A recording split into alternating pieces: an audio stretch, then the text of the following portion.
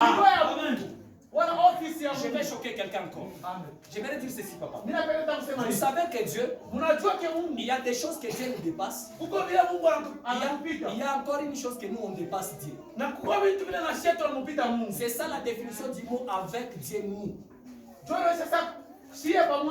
Alléluia. Avec Dieu nous ferons des exploits. Ce verset veut dire ceci. Dans la possibilité de la toute-puissance, il n'y a personne qui est comme Dieu. Même si nous les hommes, les diables et ses anges, on se met ensemble pour aller monter sous les kilos de poids de la puissance de Dieu. Personne ne peut peser comme Dieu.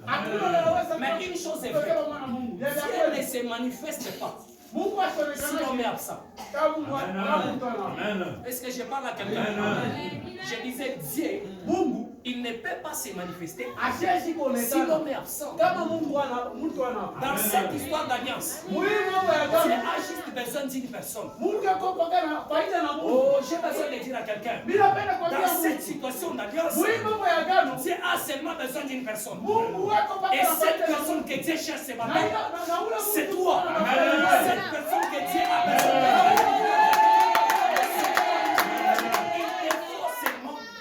De prendre courage et de commencer la marche. Aujourd'hui, papa, je suis choqué par rapport à un comportement que je vois chez les chrétiens. Les chrétiens d'aujourd'hui, ils ont cette habitude de dire que Dieu est le Dieu d'Israël. Chez moi, je trouve ça ambigu. Pourquoi, mon frère? Parce que le Dieu qu'on appelle le Dieu d'Israël, dans Joël chapitre 1, le verset 12 à 13, la Bible dit elle est venue chez les siens et les siens l'ont rejeté. Et la phrase change. Il a dit à ceux qui l'ont reçu, elle a donné le pouvoir de devenir. Cela veut dire quoi? Dans Genèse chapitre 11, Dieu était Dieu des nations. Est-ce que je parle à quelqu'un? Dans Genèse chapitre 11, Dieu était Dieu des nations. Mais dans Genèse chapitre 12, jusqu'à Malachie chapitre 4, verset 24, Dieu est devenu Dieu d'Israël. Maintenant, qu'est-ce qui a fait ce que Dieu puisse changer de dos?